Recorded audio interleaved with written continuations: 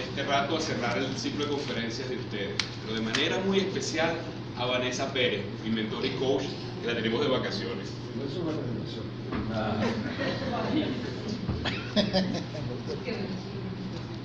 Bueno, en Venezuela permanecemos 28 millones de personas. El 70% manifiesta su deseo de seguir en el país.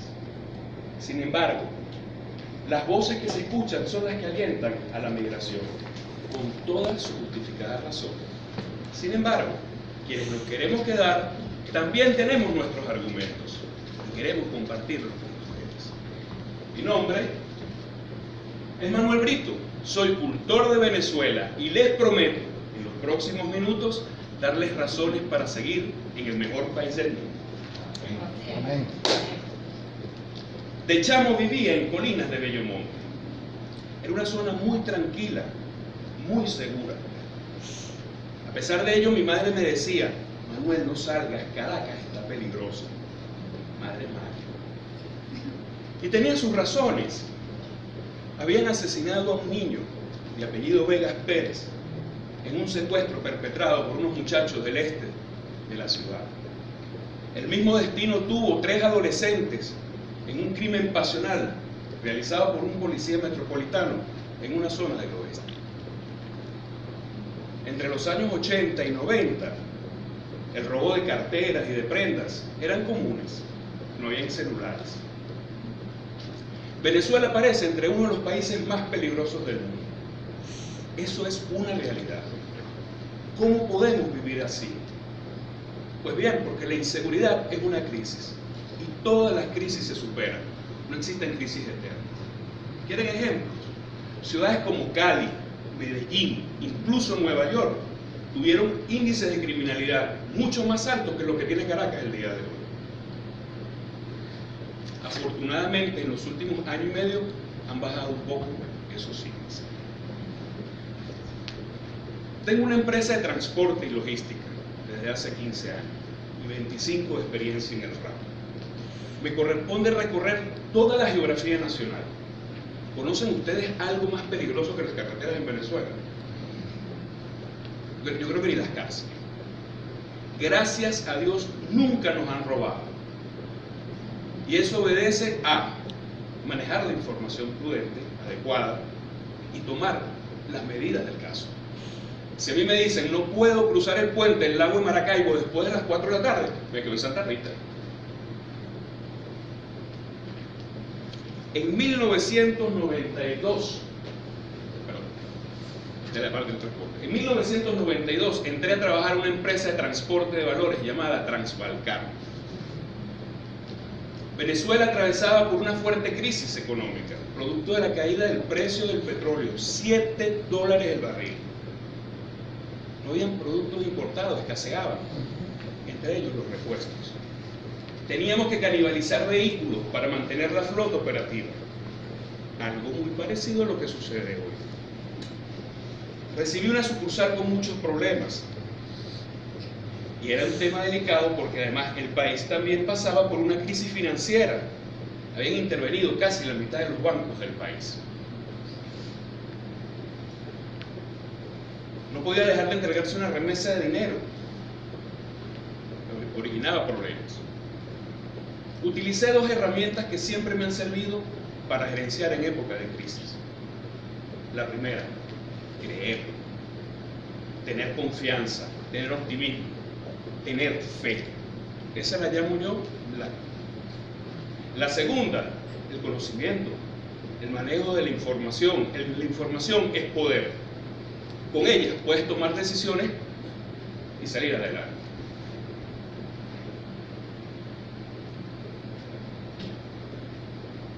Juntos con un personal, un equipo de trabajadores excepcionales, porque en Venezuela sobra la gente excepcional, sacamos a la sucursal adelante. Ayudamos a la empresa a atravesar la crisis y la empresa ayudó al país a salir de la situación, porque así es como se sale de la crisis. Y un tiempo después, ya con la situación más calmada, nos sentamos a diseñar y construir el Papamuri para la segunda visita de Juan Pablo II.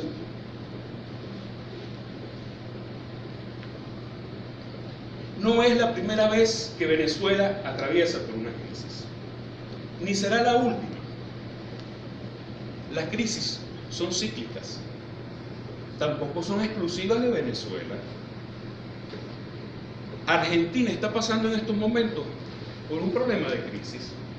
El coletazo está afectando a Uruguay, posiblemente afecte a Paraguay y también a Chile. Y no es la primera vez tampoco. En el 2001 tuvieron el corralito financiero. Las crisis son descritas en una teoría económica llamada ciclos económicos. Todo país permanentemente está en un ciclo económico y siempre estará paseando entre el auge, el estancamiento, la recesión e irremediablemente, gracias a Dios, la recuperación.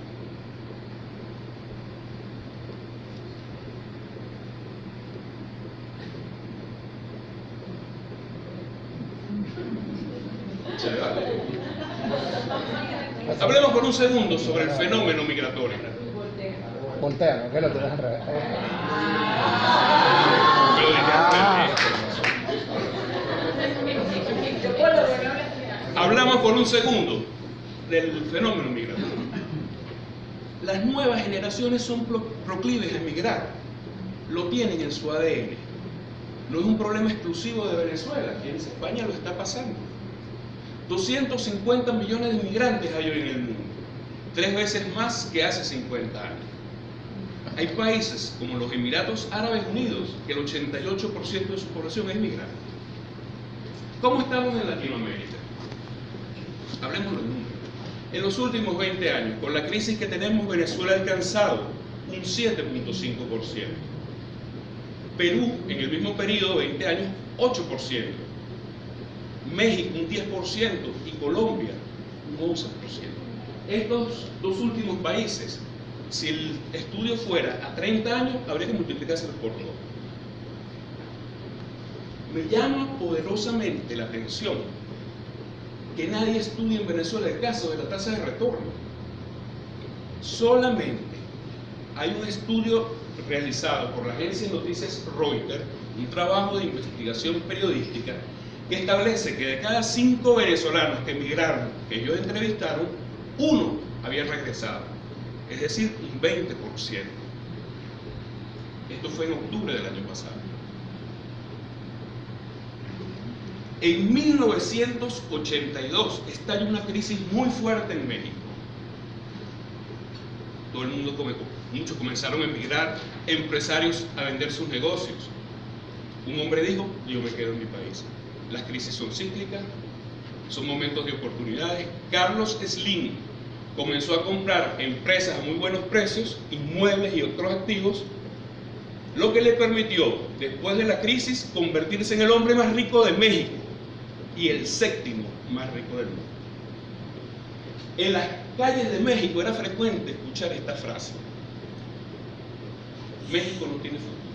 Les pregunto a ustedes, ¿no han escuchado esta frase recientemente aplicada a Venezuela? Sí. Todos los días. Todos los días.